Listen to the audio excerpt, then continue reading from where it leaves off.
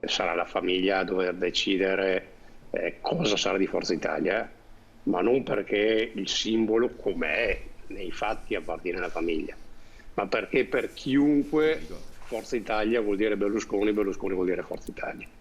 E quindi sarà la famiglia Berlusconi insieme ad Antonio Tajani, che è il coordinatore nazionale scelto da Berlusconi, a dover decidere come proseguire. Io sono convinto di una cosa, che si proseguirà senz'altro. Una storia che non finisce qui, dice Flavio Tosi, da marzo coordinatore regionale degli Azzurri in Veneto. Con Berlusconi, ricorda, aveva affrontato il nodo dell'autonomia e stava riorganizzando la macchina del partito. L'ultima volta che ci siamo visti e anche sentiti, non molte settimane fa, da lui, ovviamente a Villa San Martino, si parlava del coordinamento regionale, che poi appunto, come sapete, sono diventato coordinatore regionale e mi ha rimproverato per la barba.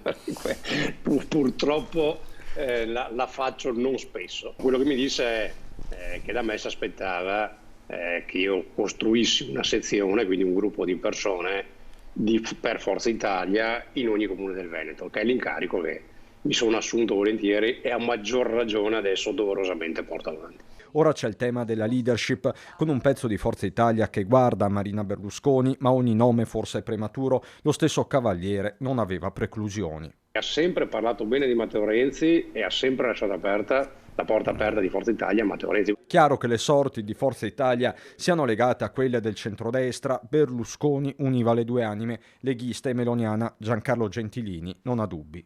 Berlusconi era l'unico trade union e adesso ci sono due concorrenti che non hanno più quello che intrecciava i loro rapporti. Questo sarà un salto nel buio per la nostra civiltà. Senza la mediazione di Berlusconi credo che ci sia una grande difficoltà di andare d'accordo. Hai capito? Nella vita ci vuole solo uno che comandi.